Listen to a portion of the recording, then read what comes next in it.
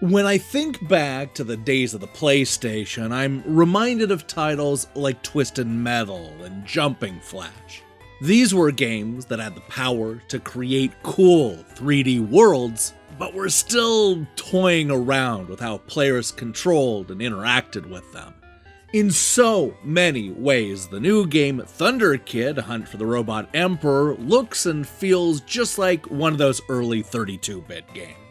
It's the kind of low-polygon experience that pretends that we haven't just lived through a quarter century of open worlds and 3D platformers, creating an action game that looks and feels like nothing else that's coming out in 2022. That's a good thing in my books. But is that going to be enough to satisfy the hardcore shoot-'em-up fans? That's what I wanted to find out in this review of Thunder Kid: Hunt for the Robot Emperor.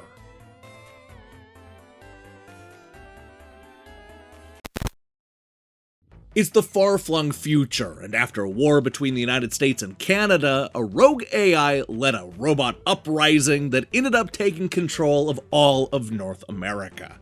Declaring himself the Robot Emperor, this rogue AI set his sights on conquering the rest of the world and killing the human species.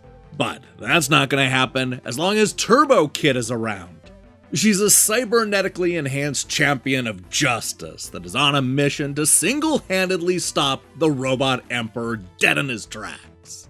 At first, Turbo Kid looks like one of those weird 3D stages we saw in some of those early Contra games. You run through narrow hallways, shooting down robots that are right in front of you.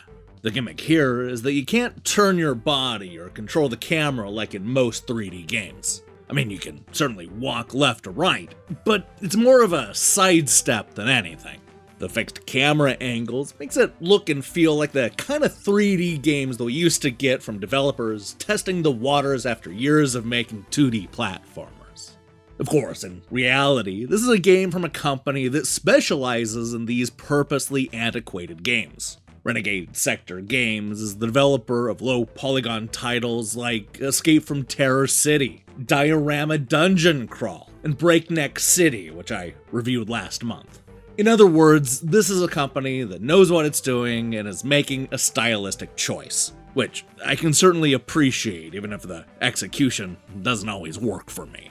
I would say that Thunder Kid actually benefits from this type of outdated approach, especially when compared to something like Breakneck City. The reason that Thunder Kid ends up working is because we don't get a lot of shoot-'em-ups that look and feel like this. It reminds me of old-school third-person action games like 3D World Runner and the G.I. Joe arcade game, while at the same time remaining unique and fun. I mean, it certainly borrows elements from those other games, but I couldn't think of any 3D shooter that actually plays like Thunder Kid. There's a nice mix of platforming, dodging, and shoot-'em-up action, all with a pinch of exploration baked into every level. That's a great recipe for an action game, but the shallowness ultimately weighs down Thunder Kid. While I like the idea of playing a character that only shoots straight forward, I feel like the developers could have given our hero a few extra moves. It would have been nice to be able to roll out of trouble or perform a proper sidestep maneuver. Also, for a shooter, there's surprisingly little in the form of firepower. We get one gun and no upgrades. The only item on the battlefield is a health pickup, which may be helpful, but I think we can all agree that it isn't as much fun as a flamethrower or spread shot. It also doesn't help that we're fighting the same batch of robot enemies in very similar looking levels. Sure, the game tries to mix things up with stages set in the city, forest, and desert, but in reality they did very little beyond reskinning the blocky walls and platforms. Thankfully, the game eventually introduces a bunch of cool robots in the final couple of stages, but the levels, well, they still blur together after a while. The whole thing ends up being a little too repetitive for its own good. I'd also like to note that the bosses just aren't as much fun as the rest of the levels. These fights are always held in the same open room and aren't different enough from one another to really stand out. They also have a tendency of being incredibly cheap, full of shots that are hard to dodge. This is where a roll move or maybe a power-up would have come in handy.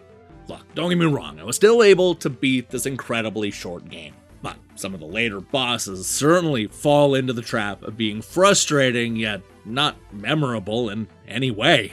That said, the game ends strong and the levels are a lot of fun to play.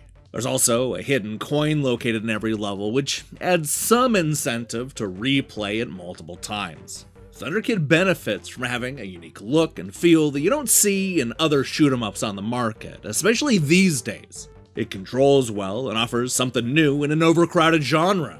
For that reason, I'm going to recommend Thunder Kid Hunt for the Robot Emperor. But know that this is a shooter that could have been greatly improved with just a few small tweaks and additions.